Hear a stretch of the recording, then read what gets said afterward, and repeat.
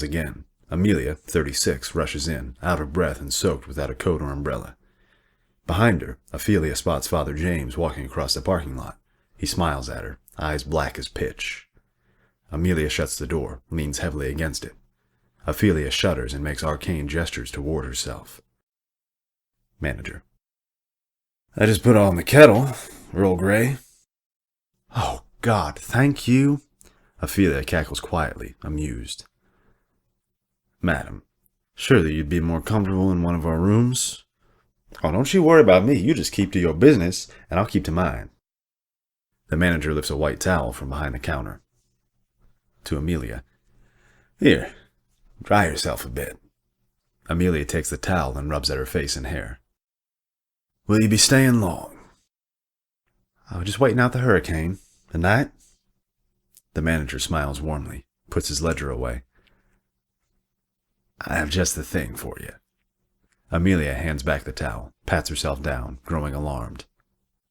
Oh, no. Problem? Damn it, I left my wallet in the car.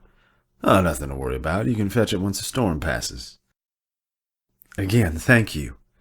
Now, why don't you come with me to your room? Exterior, Sea to Sky Motel, room 1128, later. The manager struggles with a large umbrella to protect Amelia from the whipping wind and rain. Amelia stops when she sees the room number. I used to live at 1128 Rose Avenue. Weird. The manager opens the door for her. Interior, Sea to Sky Motel, room 1128, continuous. A single bed low to the ground, a low dresser sky blue, a child's table and chair canary yellow, a red bookshelf with children's books and action figures, baseball players and movie posters on the wall, toy cars and trucks on the floor. Amelia stiffens as she enters, recognizing everything. It pains her to be here. She turns back, but the door is closed and she's alone. She tries the handle, but it's locked. She takes a deep breath and turns to face the room, expecting to see something, but nothing's changed. Hello? A picture frame on the dresser turns slightly, catching her eye. A picture of a boy, about 8, in a baseball uniform. Amelia reaches for the frame but can't bring herself to touch it. Tears roll down her cheeks.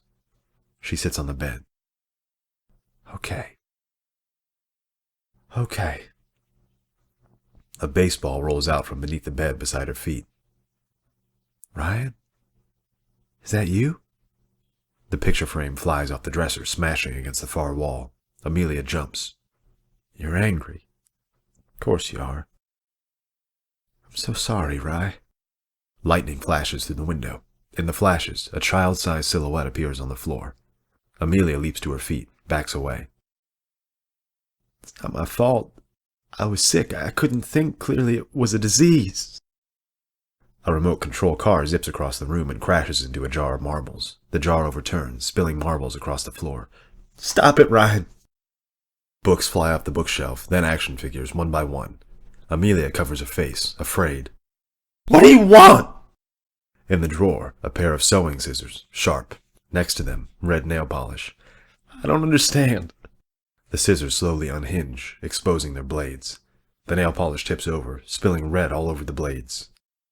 You want me to... The scissor blade snaps shut with a loud snip. Interior, Sea to Sky Motel lobby, continuous. Ophelia rocks in her seat, staring into space. Dirty, dirty tricks. Oh, just filling the quota. Somebody gonna break you. The manager gives her a look of pity. He pulls the ledger out from behind the counter and opens it. Perhaps, but not you.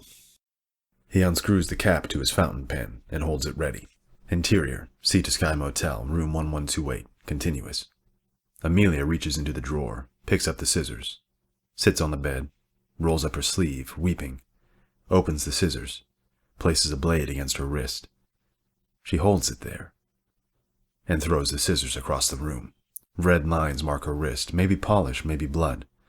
No. I love you, Ryan, I always will. But it's not my fault. She moves to the door and hauls on the handle. It opens easily. Outside, the storm is eased, the wind gone and rain falls lightly. She looks back at the room. Everything's back in its place.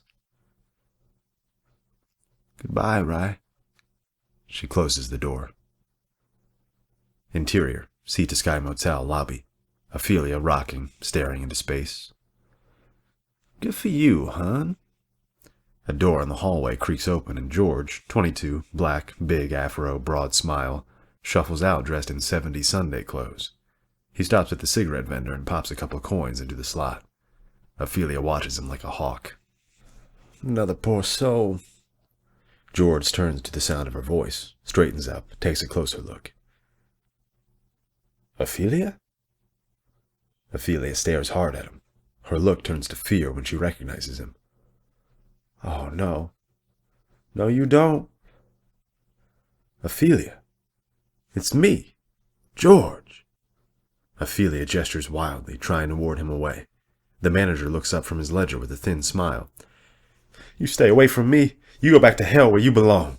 George, confused, sits in the chair next to her. You sick or something? Ophelia rummages in her bag and pulls out a voodoo wand, long and sinewy, with teeth embedded into it and hair wrapped tightly around it. She brandishes it like a weapon. George's eyes fix on the wand, revulsion on his face. Ophelia, where'd you get that? Ophelia waves the wand in his face, smug and defiant. What, don't you recognize your own skin? Your teeth? Your hair? She sucks her teeth. You ain't my George. You a sham. A conjure, nothing but a shade. George grabs her wrist, surprising her. Can a shade do this? Ophelia looks at the manager, afraid.